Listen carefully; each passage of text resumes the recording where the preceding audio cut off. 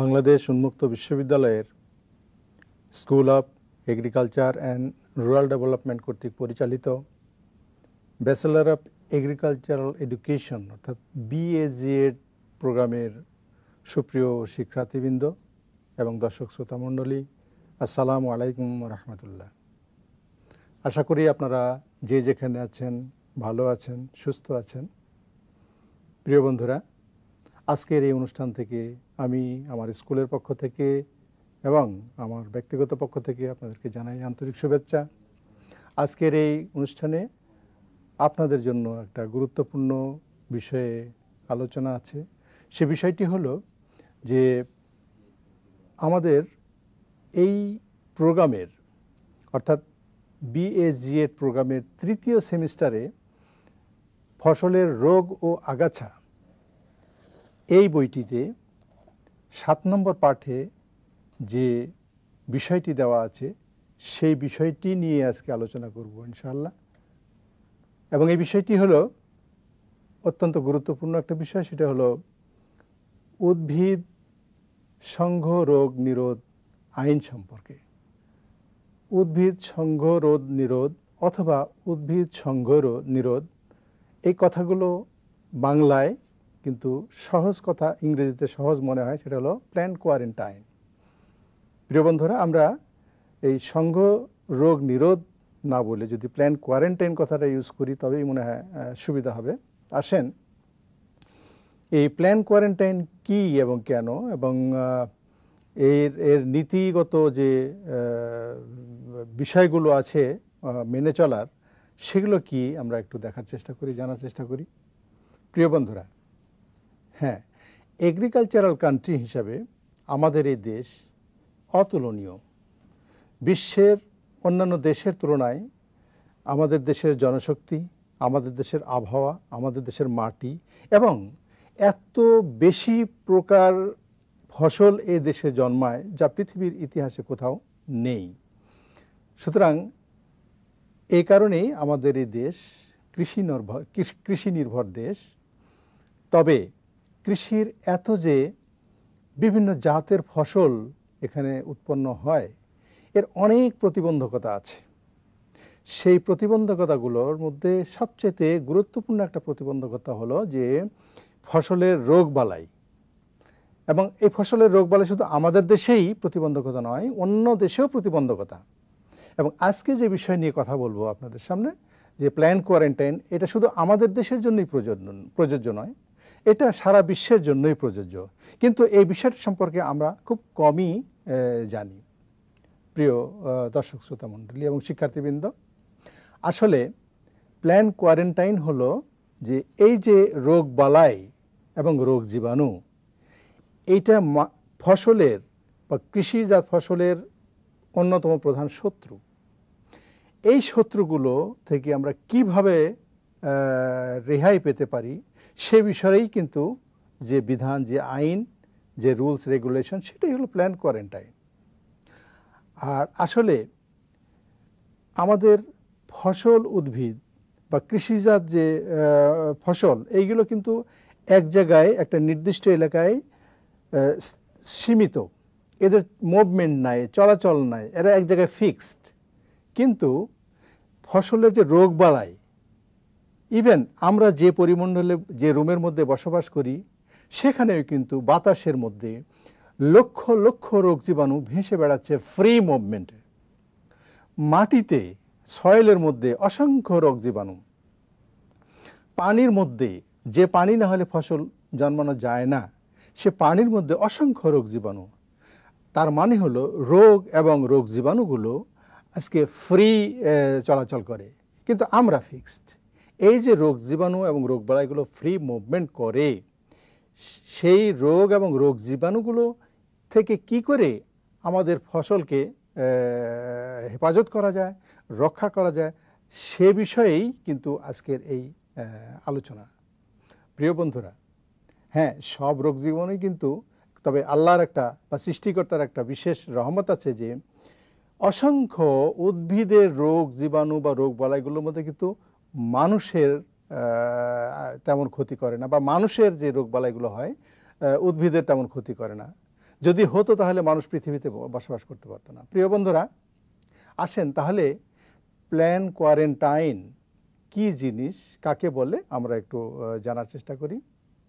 উদ্ভিদ সংঘ রোগ নিরোধন বা প্ল্যান কোয়ারেন্টাইন হলো আমদানিকৃত বিভিন্ন কৃষিজাত দ্রব্য, যেমন বীজের মাধ্যমে বিভিন্ন প্রকার রোগবালাই এবং মারাত্মক রোগ জীবাণু একই দেশের অভ্যন্তরে এক প্রদেশ থেকে অন্য প্রদেশে কিংবা বিশ্বের এক দেশ থেকে অন্য দেশে যাতে ছড়াতে না পারে সেজন্যে দেশের বিমানবন্দর, নদী ও সমুদ্র বন্দর এবং স্থল বন্দর বা সীমানা সংশ্লিষ্ট ছিদ্রপথে আমদানিকৃত ওইসব দ্রব্য পরীক্ষা করে দেখা এবং তার দেশের অভ্যন্তরে প্রবেশের অনুমতি দেওয়া যাবে কি না তার আইনগত ব্যবস্থার নামই হলো প্ল্যান কোয়ারেন্টাইন।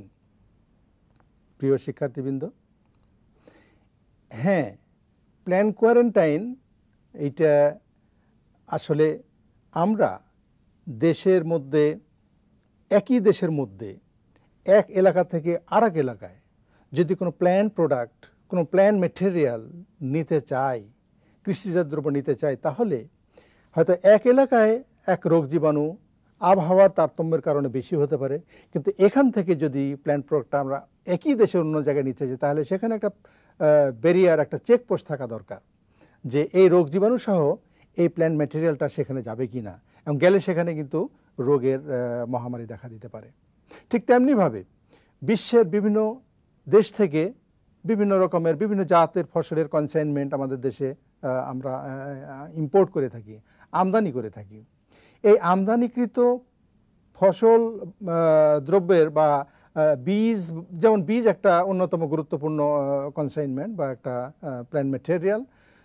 বাংলাদেশে আমরা যদি চিন্তা করি, বাংলাদেশে আমরা জানি বিভিন্ন রিপোর্ট থেকে যে প্রায় 8 লক্ষাধিক টন বীজ প্রতি বছর বিভিন্ন জাতের বীজ আমদানি করা হয়ে থাকে। এই যে 8 লক্ষাধিক টন বীজ আমাদের দেশে প্ল্যান্ট ম্যাটেরিয়াল হিসেবে আসে, বিভিন্ন পথে আসতে পারে, বিভিন্ন সীমানা পথে, নদী পথে, সমুদ্র পথে বা বিমান পথে আসতে পারে, কিন্তু আসলেই হবে না।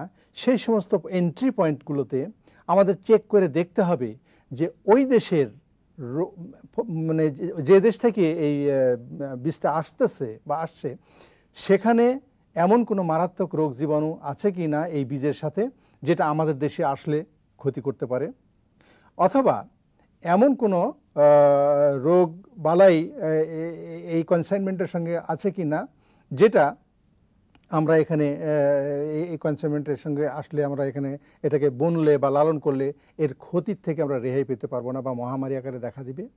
এমনি এই এন্ট্রি পয়েন্টগুলোতে এই বীজকে চেক করে এটা ছাড় দেওয়া যাবে কি না, ঠিক তার এই ছাড় দেওয়া যাওয়া না যাওয়া এবং এর যে ব্যবস্থাপনা, এটাই হলো আসলে প্ল্যান কোয়ারেন্টাইন।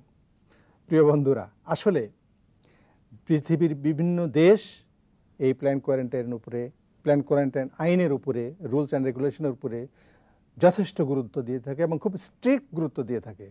যেমন ফ্রান্সে কিন্তু সর্বপ্রথম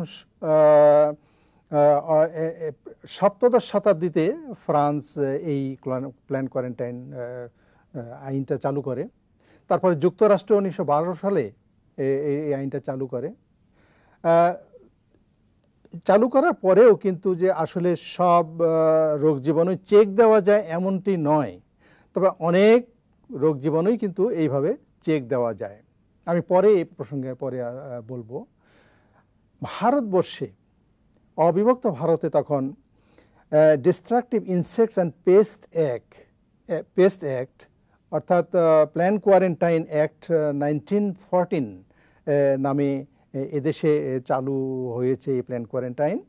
পরবর্তীতে এটা যদিও সংশোধিত হয়েছে এবং সংশোধিত হওয়ার পরেও ইফেক্টিভলি এদেশে অনেক মারাত্মক রোগ জীবাণু বিদেশ থেকে আমরা চেক দিতে পেরেছি। যেমন আলুর একটা মারাত্মক রোগ আছে, সেই আলুর রোগটা কিন্তু আমাদের দেশে আসেনি। অবশ্য বাংলাদেশে, টোটাল ভারতবর্ষে 14 সালে এই আইনটা পাশ হলেও বাংলাদেশে আমাদের এই খণ্ডে কিন্তু আসলে হয়েছে 1949 সালে।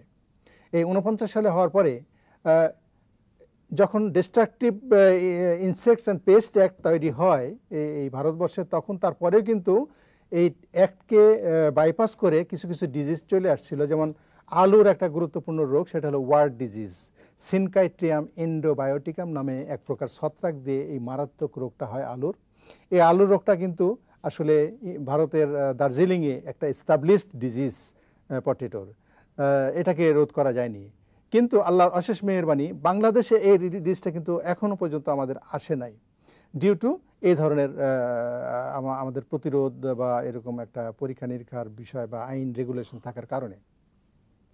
প্রিয় বন্ধুরা, হ্যাঁ, বাংলাদেশে আমাদের যে বাইরে থেকে বিদেশ থেকে আমরা যে প্রায় 8 লক্ষ টন আমরা বীজ আমদানি করে থাকি, বিভিন্ন পথে আসতে পারে, বিভিন্ন সীমানা পথে, বিভিন্ন সমুদ্র নদী পথে বা বিমানবন্দর পথে, এই সমস্ত পথে আমরা এগুলো শুধু বীজ নয়, প্ল্যান্ট ম্যাটেরিয়াল বলতে যা কিছু বোঝে যার সঙ্গে রোগ জীবাণু ছড়াইতে পারে, এরকম প্রত্যেকটা কৃষিজাত দ্রব্যের সঙ্গেই রোগ জীবাণুগুলো আসতে পারে।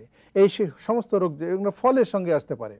সুতরাং এই সমস্ত ফল এবং বীজগুলো বা প্ল্যান্ট ম্যাটেরিয়ালগুলো আমরা যে সমস্ত জায়গায় চেক করি বা পরীক্ষা নিরীক্ষা করাই, যে সমস্ত আইন এবং নীতিমালার মাধ্যমে, সে সমস্ত বাংলাদেশ প্রেক্ষাপটে কিন্তু আসলে কয়েকটা জায়গায় আমাদের এই স্টেশনগুলো আছে বা চেকপোস্ট আছে, সেগুলো আমি আপনাদের সামনে বলছি, আপনাদের জেনে রাখা ভালো।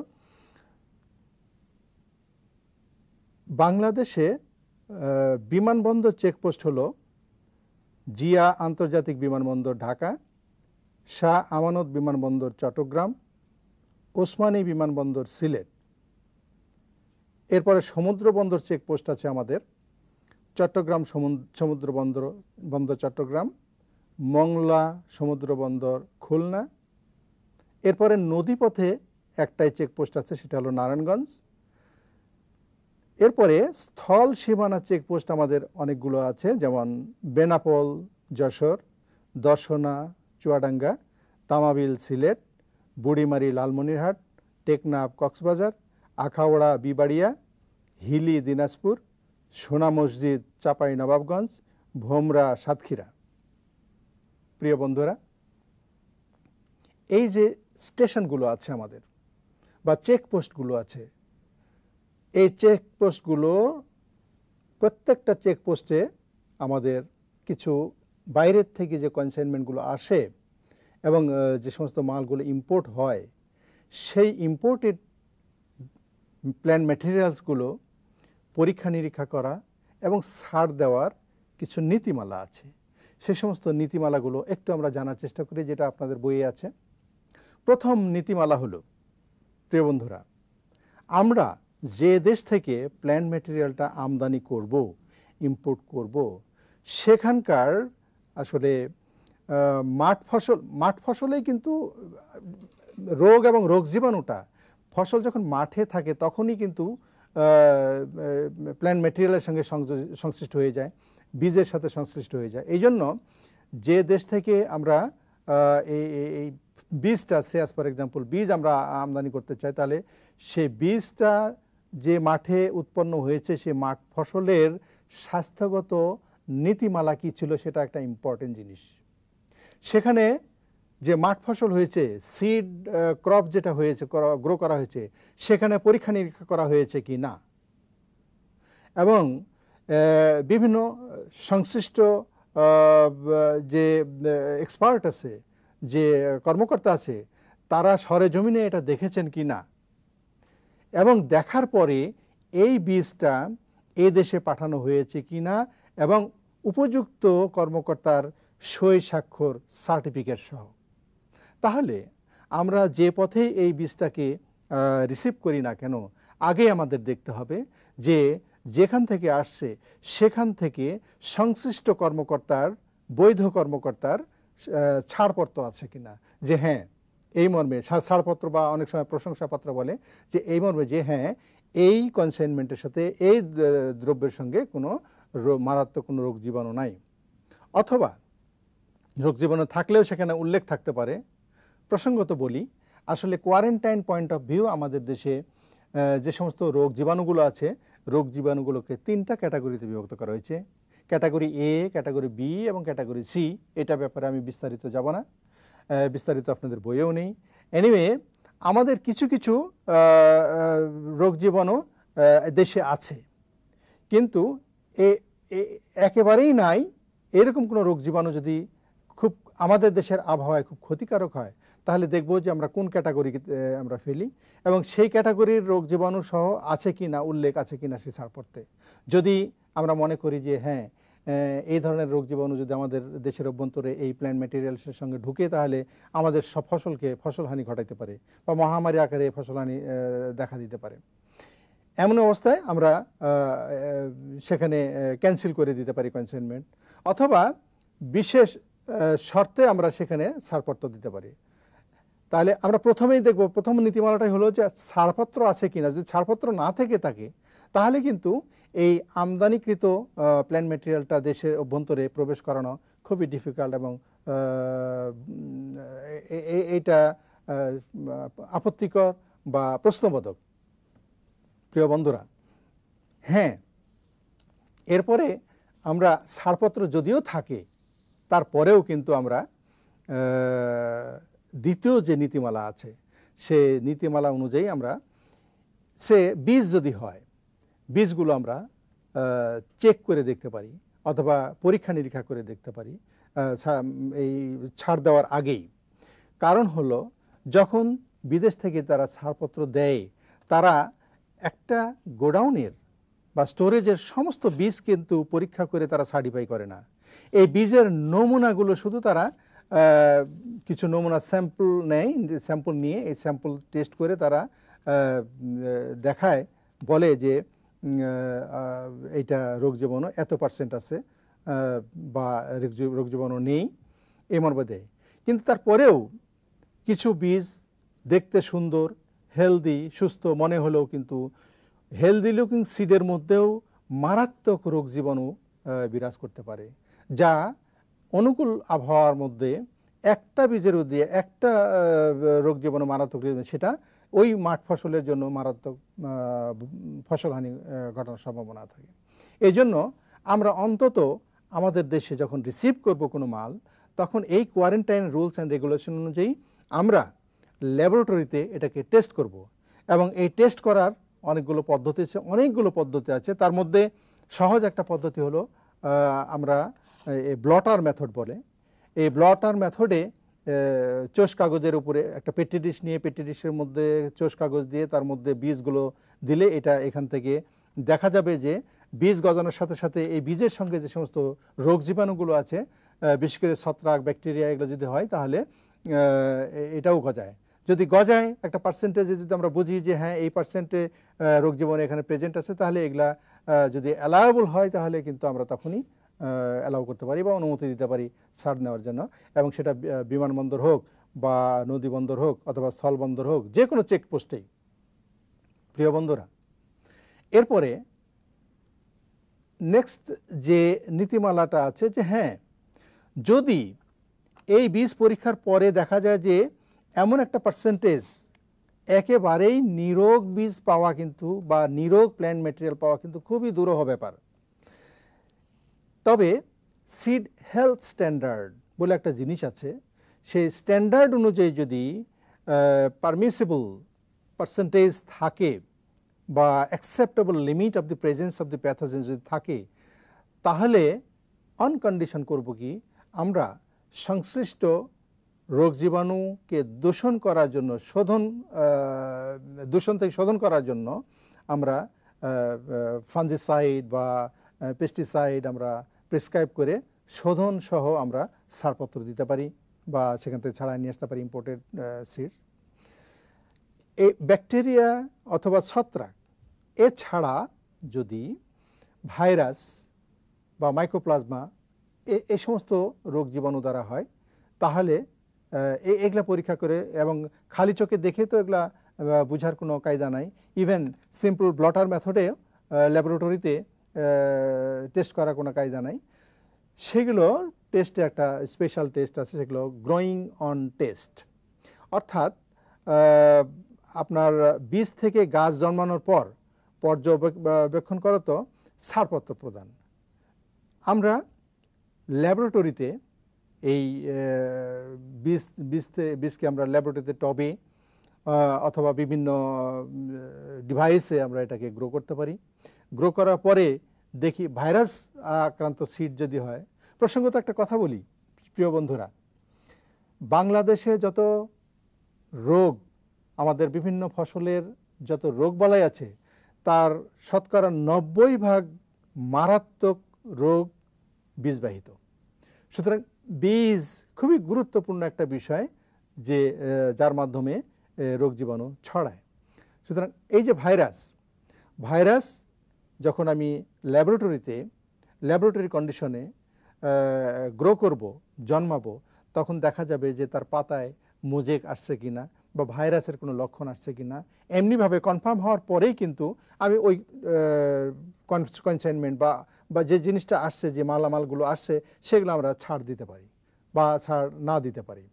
সুতরাং এমনিভাবে আমরা যে মালামালগুলো বিদেশ থেকে আসছে, আমাদের বিভিন্ন চেকপোস্টে আমাদের সংশ্লিষ্ট ফ্যাসিলিটি দিয়ে আমরা পরীক্ষা নিরীক্ষার পরে আমরা দেশের অভ্যন্তরে আমরা অনুমতি দেব।